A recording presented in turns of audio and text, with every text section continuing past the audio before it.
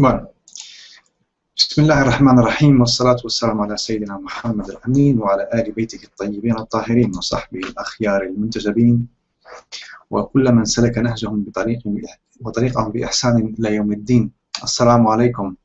La paz con todos ustedes. Y ahora vamos a continuar con la cuarta sesión de este curso resumido de la etimología del hadith. Bien, ayer, a ver, todos me escuchan, ¿verdad? Sí, vale. Pues ayer estábamos con voy a compartir con ustedes. Vamos a ver aquí. Bien. Lo último que habíamos dado fue el hadith que se le considera mubham. Y habíamos dicho que el mubham es una especie de omisión del nombre de uno de los transmisores, ¿no? Por ejemplo, cuando alguien dice, no menciona que le dijo un maestro o que alguien en la cadena menciona el transmisor siguiente, sino dice, por ejemplo, según fulano o según un hombre, me dijo fulano, o según un hombre fulano dijo. Y ese hombre no se menciona cuál es su nombre, ¿no? Cuál es el nombre de esa persona. Y esto pasa en la cadena de transmisión. También hay quienes consideran que mubham es aquella persona que se omite dentro del hadith, aunque esto realmente no afecta a la validez de la cadena de transmisión. Bien, dicho esto, el siguiente hadith, o tipo de hadith, aquí está, el hadith al-ali, bien, el hadith al-ali, y también el hadith al-nazil. Bien, literalmente el ali significa el hadith, digamos, de alto rango, o de altura, o el hadith elevado, pero para no confundirlo con el término que utilizamos ayer del marfu', ¿no? Elevado a, el hadith al-ali sería de un alto rango. Y ahora veremos por qué se llama al-ali, el alto, el hadith alto, ¿no? El hadith elevado. Pues es cuando en la cadena de transmisión es muy corta, es decir, intervienen muy pocas personas desde que el que registra el hadith hasta el mensajero, sallallahu alaihi wasallam, intervienen pocas personas en el relato, ¿no? Pues 3 personas, por ejemplo, o 2 o 3 personas, o 4. Este sería el hadith ali, pero si en la cadena de transmisión intervienen pues 7, 8, 10 y hasta 13 personas, pues se llamaría el hadith an-nazil, es decir, la cadena de transmisión es muy larga, intervienen demasiados transmisores en la cadena. Y ahora vamos a citar un ejemplo. ¿Significa que el hadith al-ali está por encima del hadith al-nazil? Es decir, el hadith en cuya cadena de transmisión intervienen pocos narradores o pocos transmisores, ¿significa que tiene más validez o es más sólido que el hadith al-nazil, los que intervienen muchos? No necesariamente. Y ahora veremos un ejemplo, ¿no? Hay un hadith que es el que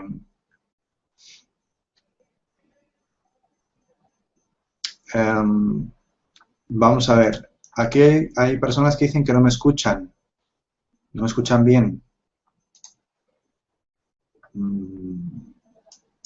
Vale, vamos a subir entonces este volumen del micrófono.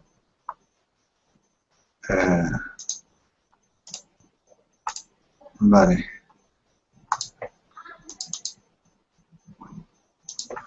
A ver.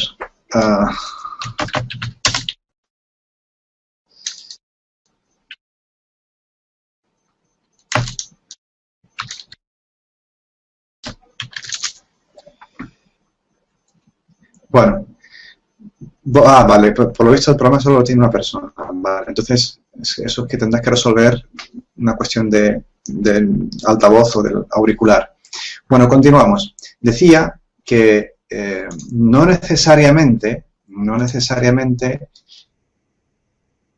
el hadith, es decir, aquella cadena donde hay pocos tres, estamos hablando de 3 personas solamente o de 4, es realmente más sólido que aquel en el que intervienen muchas. La lógica nos diría que a priori debería ser así, es decir, debería ser que aquel hadith en los que intervienen pocos transmisores, pues se supone que debe ser más sólido que aquel donde intervienen más transmisores. Nosotros vamos a dar un ejemplo de un hadith en el que no es así. Hay un hadith en el que se encuentra, bueno, digamos que hay una obra de As-Sarakhsi y ¿quién es As-Sarakhsi? Bueno, As-Sarakhsi sería Ahmed bin At-Tayyib As-Sarakhsi. Este, pues, es un gran erudito del hadith que recoge hadithes y tiene muchas obras y fallece en el año 286 de la Hijra, es el final del siglo III de la Hijra, ¿no? Bueno, en su obra, Al-Mabsut, es decir, ese es el nombre de la obra, se llama Al-Mabsut, él recoge un encuentro entre Abu Hanifa y en el que Yazumdi, donde se encuentran ambos en Meca. Bueno, entonces le dice a Abu Hanifa, ¿no? Le dice, ¿por qué no? A ver, el hadith era sobre levantar las manos. Le dice, ¿por qué ustedes no utilizáis el movimiento de las manos, aquel movimiento, ¿no?, que hacemos en el takbir, a la hora de hacer el takbir, en todos los movimientos de la oración, o sea, la inclinación, cuando te levantas de la inclinación, y a la hora de indicar que te vas a postrar. Abu Hanifa le dice que, bueno, que nosotros no lo hacemos porque, por una razón determinada que va a contar. Debido a que Abu Hanifa defiende un hadith en el que el profeta sallallahu alaihi wasallam solo hacía el movimiento a la hora de hacer el takbir, en el ihram, nada más iniciar. El resto de los movimientos no mueve las manos para nada. Entonces, Az-Zuhri le dice que ¿cómo es eso así, siendo que yo, ¿no?, me narró Az-Zuhri, ¿vale?, que según Salem, que según Abdullah ibn Omar, y Abdullah ibn Omar saben que es el hijo de, cuando se dice Ibn Omar, el hijo de Omar, se refiere a Omar ibn al-Khattab, porque este sí es contemporáneo del mensajero, ¿no? Ibn Omar, Abdullah ibn Omar es compañero del mensajero. Es decir, que en la cadena que narra Az-Zuhri dice que Az-Zuhri, Salem y Abdullah ibn Omar, es decir, hay tres que intervienen, dicen que han visto el mensajero hacer esto y esto, es decir, que en cada momento de la oración, pues levantaba las manos. ¿Bien? Este es un hadith con el que se argumenta con solamente tres narradores en la cadena. En tanto que este hadith se llamará el hadith al-Ali, es decir, tiene muy pocos, es un hadith elevado porque tiene muy pocos que intervienen en la cadena de transmisión. ¿Cuál fue el argumento contrario de Abu Hanifa? Bueno, Abu Hanifa le responde, le dice, mira, pues a mí me comentó Hamdan ibn Sulaiman, que según él le comenta a su vez, según Ibrahim al-Nakhai, según Alqama, según Aswad, según Abdullah ibn Mas'ud. Bueno, no es Alqama y Aswad, es decir, Alqama y Aswad, los dos comentan el hadith en la misma categoría. Esto sería el hadith aziz, no sé si recuerdan, decimos que el hadith aziz es cuando hay dos que transmiten en la misma categoría. Que según Abdullah ibn Mas'ud, que el mensajero solamente hacía el movimiento de los brazos cuando hacía el takbir. Vale. Estos son hadiths de ejemplo, no vamos a adentrarnos en lo que significan, no solamente para mencionar un ejemplo. Fíjense que Abu Hanifa se enfrenta con su argumento diciendo que escuchó esta cadena, pero si contamos las personas que intervienen en esta cadena, encontramos que son más que en la primera. En la primera dijimos que solo había tres, Az-Zuhri, después dije Az-Zuhri, Salem y Abdullah ibn Omar. Mientras que en esta tenemos que Abu Hanifa le narra Hamdan ibn Sulaiman, luego Ibrahim al-Nakhai, luego Alqama y Aswad en la misma categoría, van tres, ¿no? Y luego Abdullah ibn Mas'ud. Por lo tanto tiene más, ¿verdad? Tiene más, intervienen más. Pero ¿cuál fue la respuesta de Abu Hanifa? Le dice, es cierto, pero Hamdan es un faqih, es decir, tiene mucho más conocimiento que Az-Zuhri. Y Ibrahim tiene mucho más conocimiento que Salem. Y dice, y si no fuera por el honor de ser compañero del mensajero, diría también que Alqama tiene mucho más conocimiento que Abdullah ibn Umar. Por lo tanto, el argumento de Abu Hanifa en este sentido no fue que tenga menos número de transmisores, sino que el conocimiento y la capacidad de esos transmisores es de mayor nivel que el de la cadena corta. No sé si se entendió esto. Por lo tanto, en resumen es que no necesariamente una cadena corta implica que el hadith sea más sólido que una cadena larga. No necesariamente. A priori parecería que debería ser así, pero no es así siempre. Entonces, voy a dejar un momento hasta que llegue la señal para que, por si alguien tiene alguna pregunta. Que es verdad que la cadena corta se supone que debe ser más sólida, pero no siempre es así. A veces la cadena larga es más sólida porque los que intervienen tienen mucho más conocimiento y más dominio y más comprensión que los que de la cadena corta. Bueno, pues si no hay ninguna pregunta, vamos a continuar. Vale. Entonces, voy a compartir otra vez la diapositiva. Vamos a ver. Bien. Ahí está. Ok. Vale. Nada, eso es todo sobre el hadith al-ghali y el nazil. Simplemente decir que al-ghali se le llama al hadith cuya cadena de transmisión es muy corta, es decir, intervienen pocos transmisores, y el hadith al-nazil significa que intervienen muchos más, ¿no? Vale, ahora vamos a pasar a la definición del hadith al-gharib. Ustedes recuerdan que cuando dimos el tipo de hadith que se llama el hasan, ¿no? El hadith aceptable, decíamos que el Imam al-Tirmidhi utilizaba un concepto propio, que es el hasan gharib, ¿vale? El hasan gharib, y que no tiene nada que ver con lo que vamos a dar hoy, que es el hadith gharib, ¿no? Es decir, una etimología generalizada por todos los expertos del hadith, no solamente el uso que le da el Imam al-Tirmidhi cuando utiliza el hasan gharib.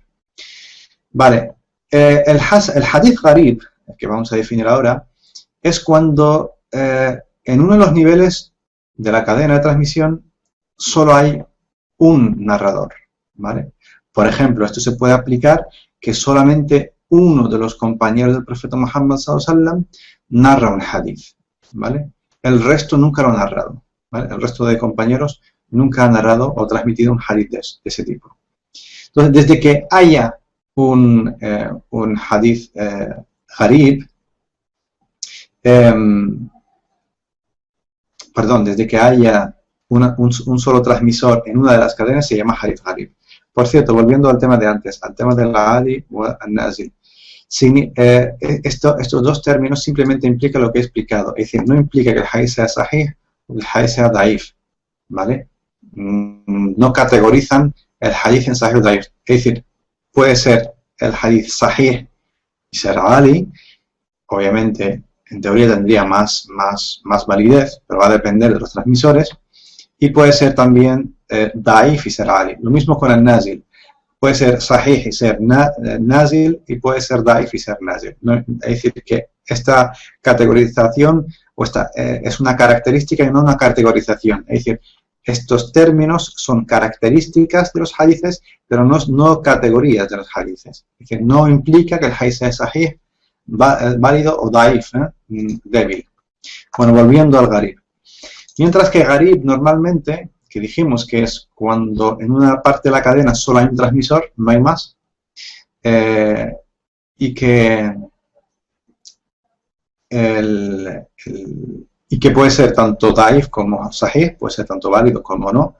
Cuando es sahih y empieza, es decir, cuando un hadith es gharib y resulta que es sahih, que es válido, y que empieza con un compañero, es decir, que solamente un compañero ha emitido ese hadith, ¿vale?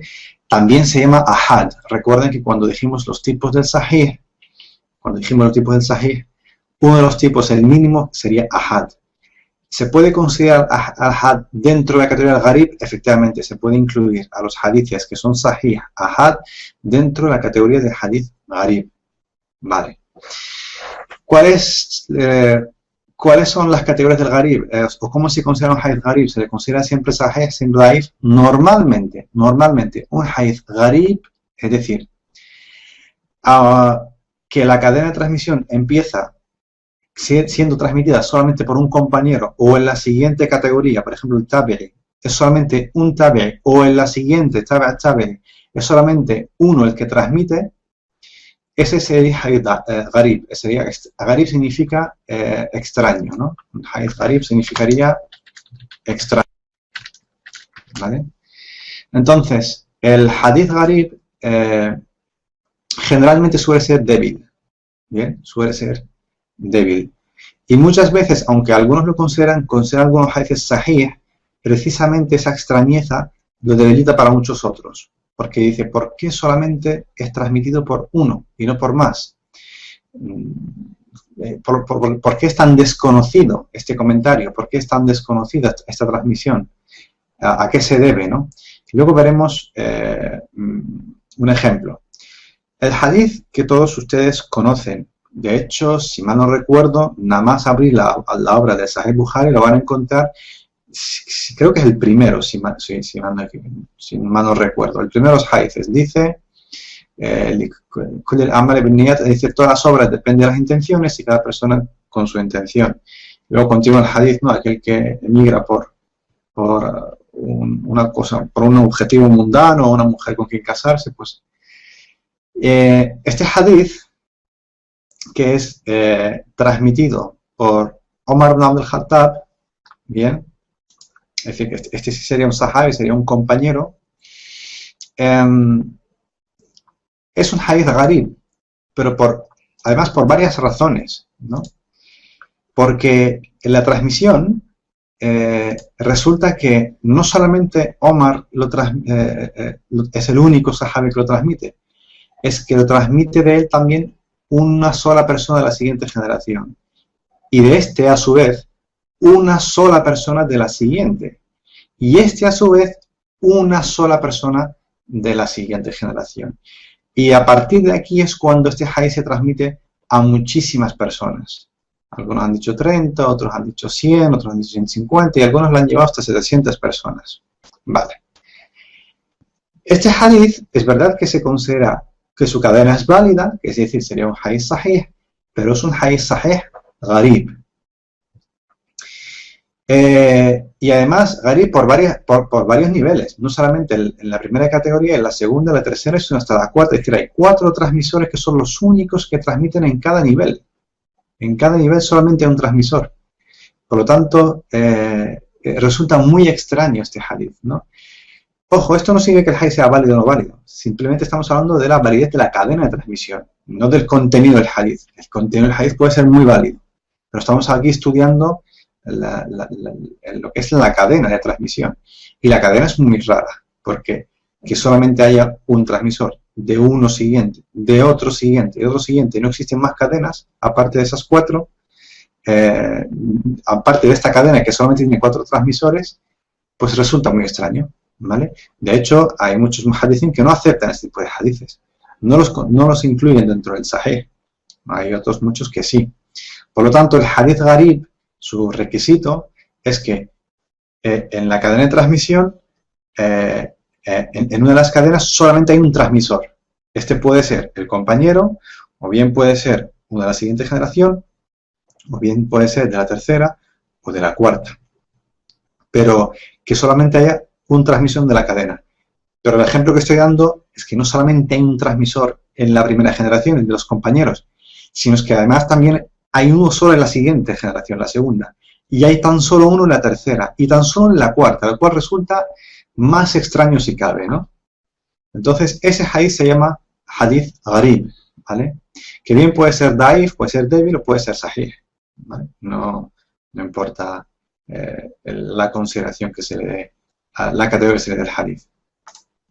Vale, vamos a parar un momento por si hay alguna pregunta.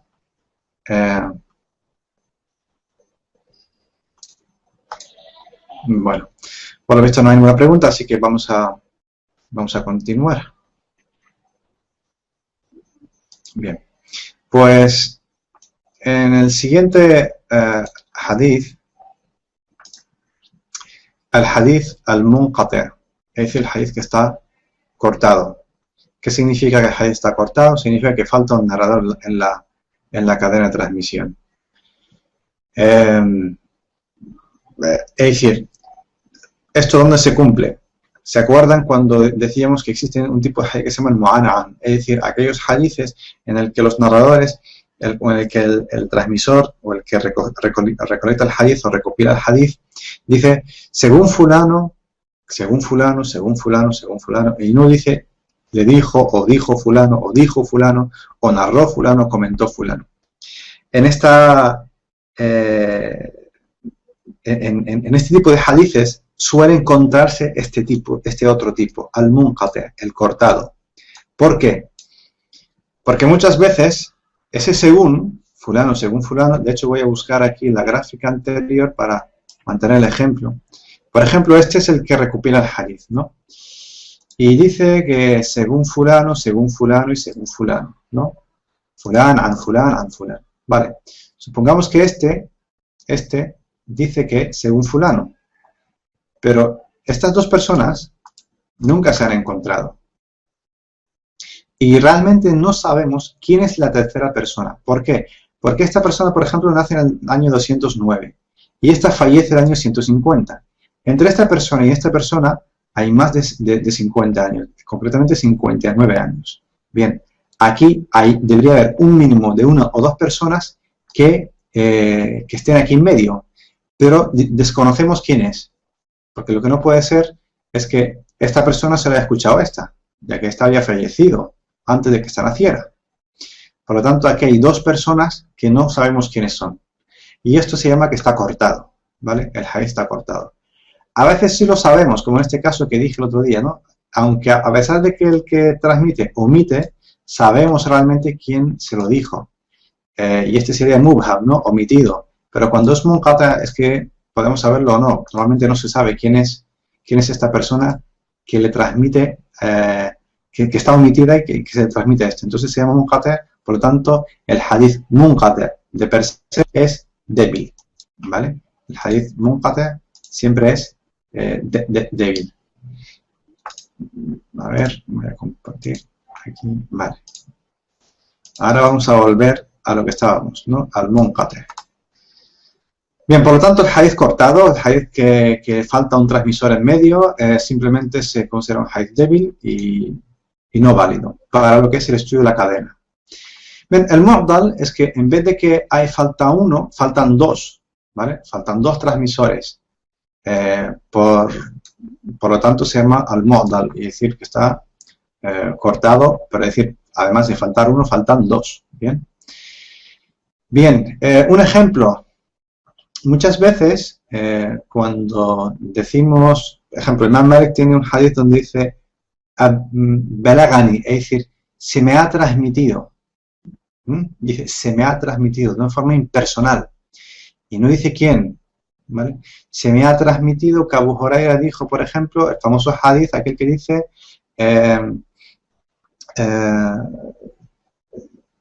o sea, a ver, la traducción sería he dejado entre vosotros dos cosas que si os acogéis a ella no os desviaréis del camino, ¿no? El conocido famoso hadith. Según el que recoge Malik, el hadith dice que esas dos cosas son Kitabullah, es decir, el libro de Dios, y mi sunnah, en ese término. Pero este hadith es daif, es débil, porque es mu'dal. Faltan aquí dos transmisores. Y la razón es que entre Abu Huraira y Malik hay muchos años. Desde que falleció Abu Huraira hasta que nace Malik pasan muchos años. Hay dos personas que faltan por medio. Entonces, este hadith, que es verdad que es muy extendido, muy conocido por todos, pero que en lo que es el estudio de la cadena de transmisión se categoriza como hadith débil, ¿vale? Porque aquí faltan dos personas que no se han mencionado. Y normalmente cuando alguien dice ablagani o bulightu an, se me ha transmitido de fulano, se me ha transmitido de una forma impersonal y no menciona a estas personas, suele ser débil el hadith. Aquí no estamos diciendo que el hecho de que el hadith sea débil significa que el contenido sea falso, es decir, no significa que la sunna no es importante, no, solamente que el hadith no es válido en cuanto a cadena de transmisión, ¿vale? Luego encontramos en otros sahih, por el Sahih Muslim, por ejemplo, donde hay un hadith relatado de la misma forma, pero que dice al-Bayti, ¿no? Es decir, he dejado entre vosotros dos cosas, que si os acogéis no os desviaréis, el libro de Dios y la pureza de mi casa, ¿no? O la, digamos, la escuela de al-Bayt, básicamente, o las enseñanzas de al-Bayt, o lo que deja el profeta sallallahu alaihi wasallam en al-Bayt, es decir, su descendencia. Esto en cuanto al ejemplo de un hadith que no solamente es munqati, sino que además es modal, es decir, faltan dos personas en la transmisión. La categoría de este tipo de hadithes, tanto el munqati como el modal, son débiles, ¿vale? Débiles. Cuando estudiamos los hadithes y encontramos que en la cadena faltan transmisores, no aparecen, entonces decimos que esto es un hadith munqati, si falta uno, y modal, si faltan dos. Bien. No sé si hay alguna pregunta hasta ahora. Vale, claro, hay un retardo en la transmisión, vale. Pues voy a dejar aquí si hay alguna pregunta.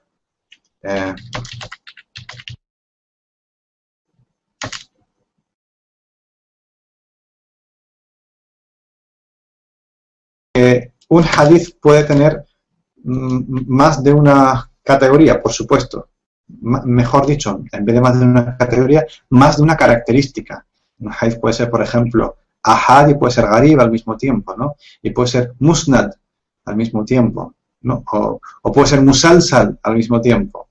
Es decir, un hadith puede tener más de una característica. Ahora bien, las categorías solamente las tres que hemos dado. O sahih, válido, o hasan, aceptable, o daif, que es débil. Aquí me preguntan, ¿qué es Ahlul Bayt? Bien.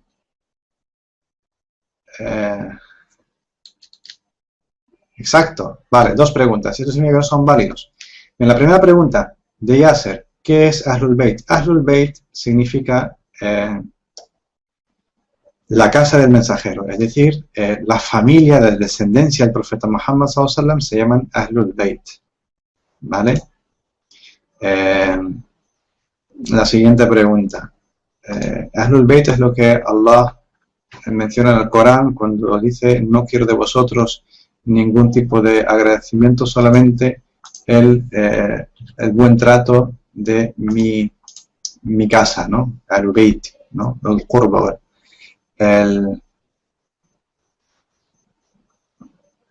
Vale, la otra pregunta, ¿esto significa que no son válidos? Efectivamente, los hadiths que son munqati o mu'dal están dentro de la categoría del débil. Estas dos características del hadith están dentro de la categoría de los hadiths no válidos por la cadena de transmisión. La otra pregunta de Mahdi, ¿el hadith de Ahlul Bayt también es débil?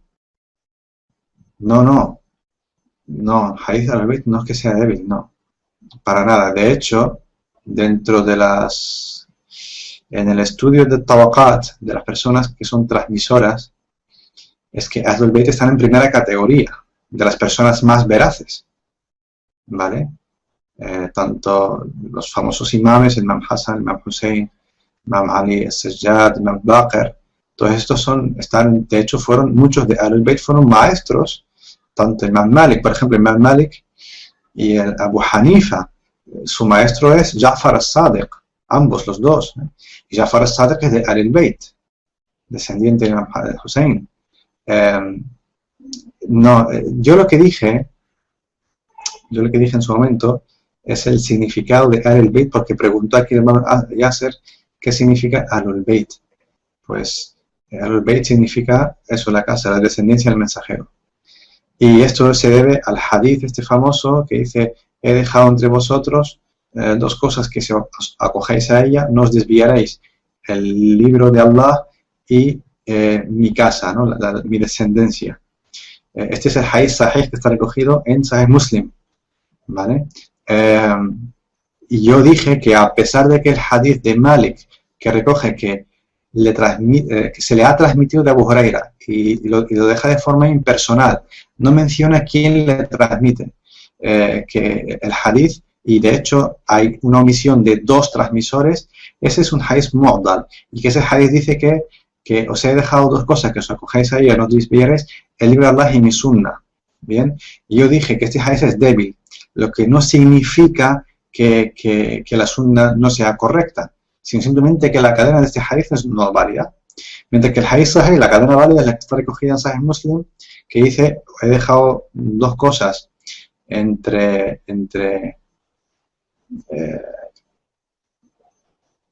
no es que, vale, no es que lo traducen como sunna, no es así. Es que hay varios tipos de hadices que son esta es la pregunta moderna, y hay algunos que lo traducen como sunna. Es que hay 2 tipos de hadices. Un hadith dice, que es el que está recogido en varios sitios, entre ellos está transmitido por Malik, que dice, se me ha transmitido de Abu Huraira, que el mensajero dijo, he dejado 2 cosas entre vosotros, que si os acogéis a ella no os desviaréis, el libro de Allah y mi sunna. Pero este es un hadith débil.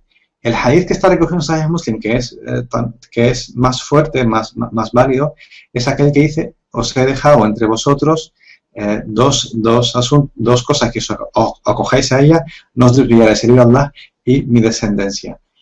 La cuestión aquí, no estamos hablando de la interpretación del hadith, de qué viene a significar el hadith. Acogerse a la sunna, ¿en qué sentido? Seguir al Bayt, ¿en qué sentido? Eso sería otro debate, ¿vale? Aquí solamente estamos hablando de la variedad de las cadenas de transmisión, ni más ni menos. Porque el estudio de la cadena de transmisión no es el estudio de la interpretación del contenido, ¿vale? No es el estudio de la interpretación del contenido. Es simplemente la validez de la transmisión.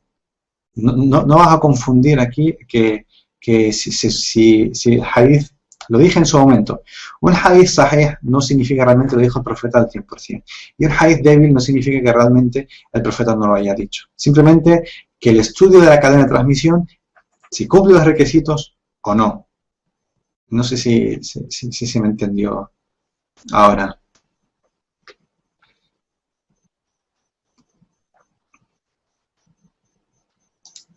Perdón.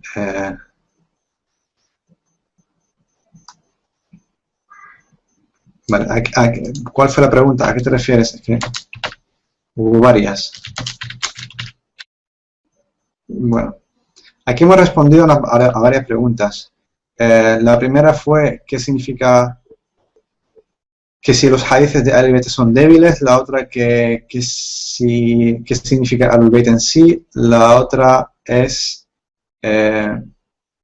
que si algunos lo traducen como sunna, el mismo hadith lo traducen como sunna. Vale. Bien, pues entonces continuamos. Vale. Bueno, aquí el hadith al-mudallas.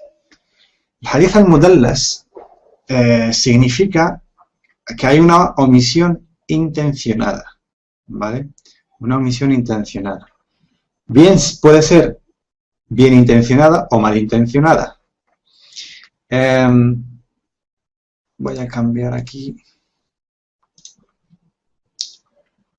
Vale. Perfecto.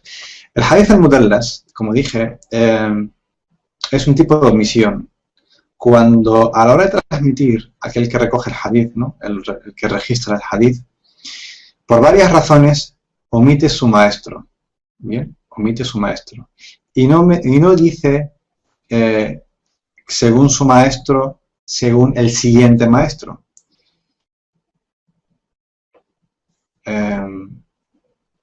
Vale, aquí hay una persona que está un poco perdida. Si es la primera vez que te incorporas a la sesión, yo te recomiendo que cuando termina esta, repasa las sesiones anteriores, ¿vale? Desde que hemos comenzado hasta ahora. Y entonces ya cogerías el ritmo que estamos siguiendo.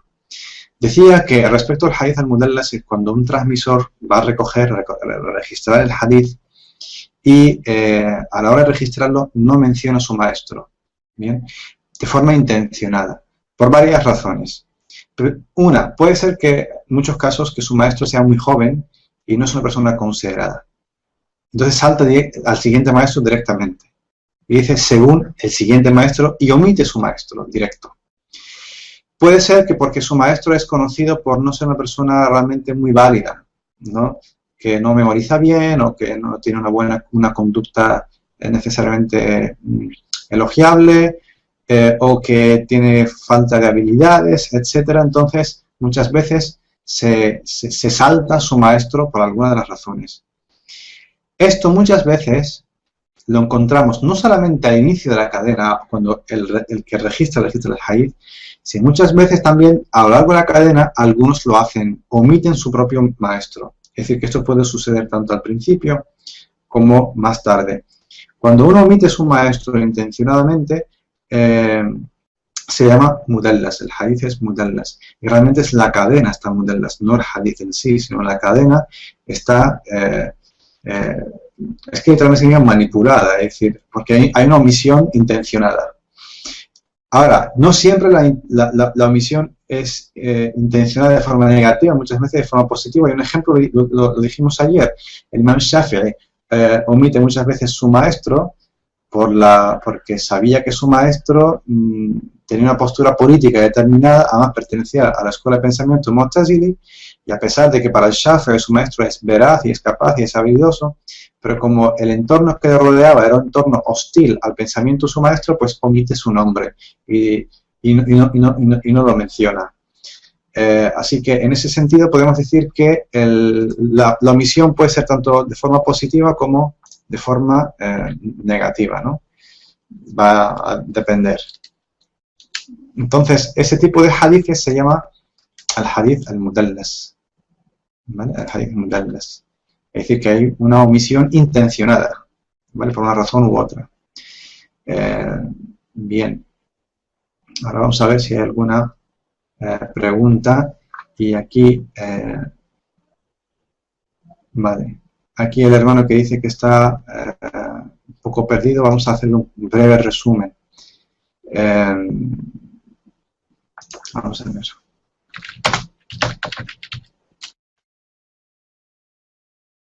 Vamos a ver por dónde se ha quedado.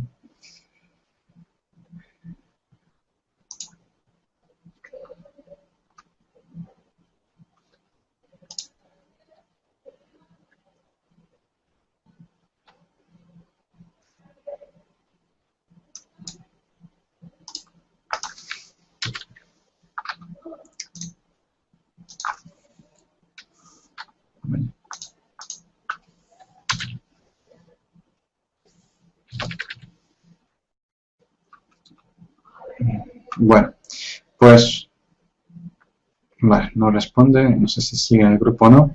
Bueno, no pasa nada. Aquí lo único para terminar es que danse cuenta que muchas veces cuando explicamos las características de los hadiths es porque puede ser que un hadith que pertenece a una categoría, por ejemplo el sahih, tenga varias características simultáneamente, ¿no? Como dijimos, un hadith puede ser musnad, es decir, que su cadena es continua hasta el mensajero, marfu', es decir, que el último dijo el mensajero, y puede ser también ali, es decir, que las personas que intervienen en la transmisión son pocas, o puede ser al mismo tiempo nazil, que son muchas. Es decir, que el hadith de una sola categoría, ya sea sahih o ya sea sahih o débil, puede contener varias características, el mismo hadith, ¿no? El mismo hadith. Y esas características no se ponen así en vano, sino realmente, digamos que desarticulan el hadith para saber cuán válido es, hasta qué punto es válido, o cuál es el peso que tiene ese hadith. Mientras más características se sabe del hadith, mejor se conoce el hadith. ¿Vale? Bien, vamos a ver aquí la pregunta. Cuando se cita un hadith, entonces la forma correcta es mencionar toda la cadena o se puede cortar, por ejemplo, decir, dijo Aisha que vio al profeta. Depende. Es una pregunta interesante de Almudena. El hadith que se menciona, que se utiliza como argumento, para las personas que no dominan la ciencia del hadith, pues es muy problemático.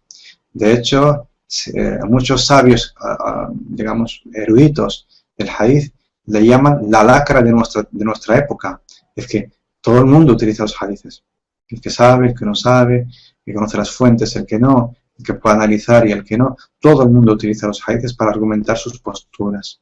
Incluso también esto no solamente lo hacen personas, digamos, comunes, entre comillas, ¿no? Sino también lo hacen predicadores en mezquitas, ¿no? Utilizan hadiths sin saber a priori si ese hadith es válido para el contexto en el que está argumentando o no. Pero como responde a su argumentación personal, pues lo utiliza de forma...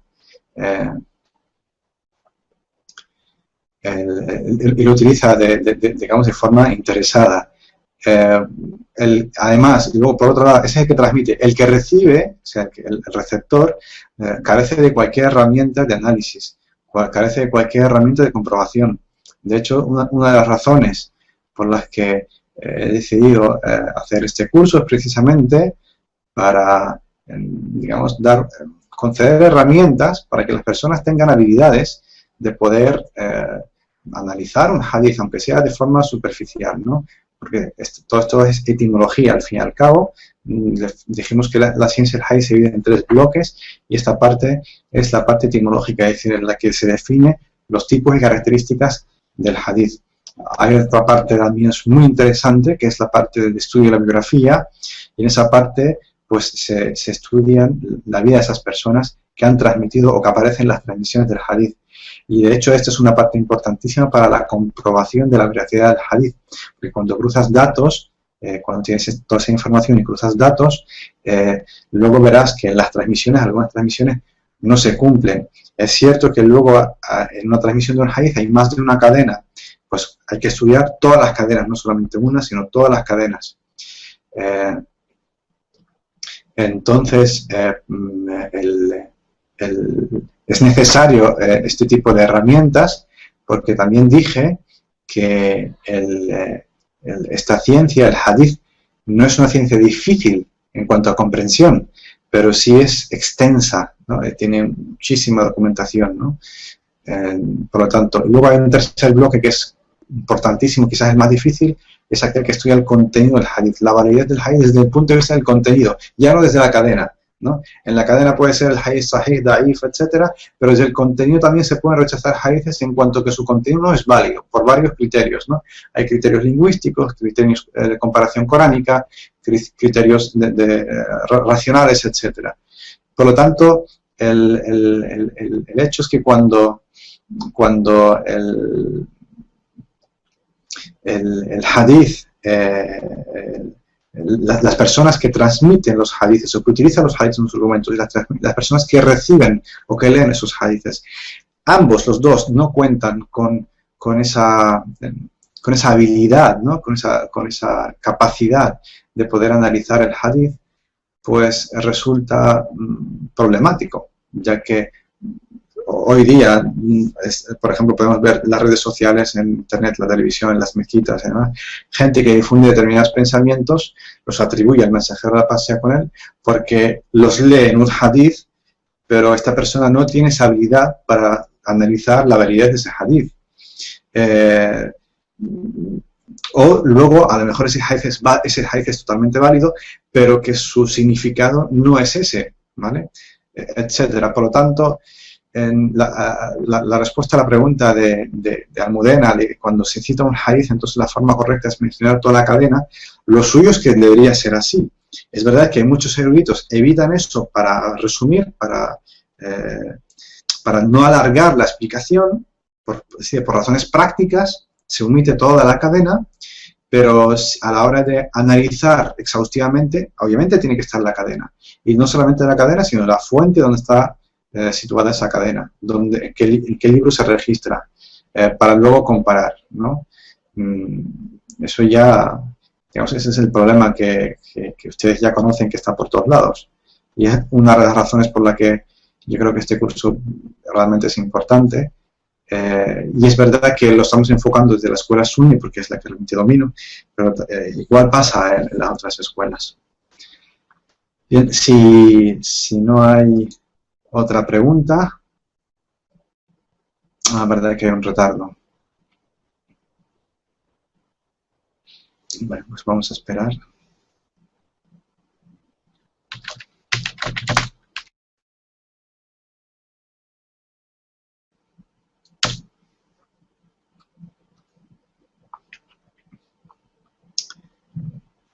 Bueno, entonces, si no hay ninguna pregunta más, nos quedamos en el Hadith al-Mudallas, ¿vale? El Hadith al-Mudallas. Y ya mañana seguimos con otro grupo de hadithes, o tipos o características de hadith. En resumen, el hadith voy a compartir con ustedes aquí para ya resumir. Teníamos el hadith al-ali y el nazil. Decíamos que esto no implicaba que el hadith sea sahih o daif, simplemente las personas que intervienen o el número de personas que intervienen en una cadena o el número de transmisores que intervienen. Si son pocos se llama al-ali, si son muchos se llama el nazil. Al-gharib, ser extraño, significa que en una de las cadenas solamente hay un transmisor. Puede ser tanto la de los compañeros como la siguiente generación, la tercera o la cuarta.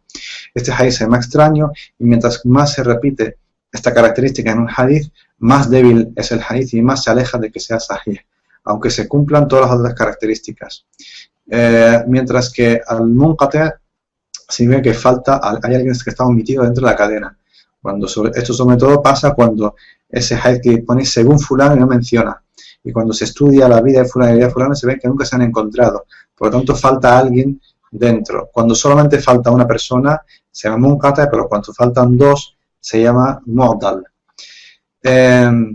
Y por último, el mudallas es cuando hay omisión intencional, normalmente cuando alguien omite su maestro, ¿vale? Por varias razones.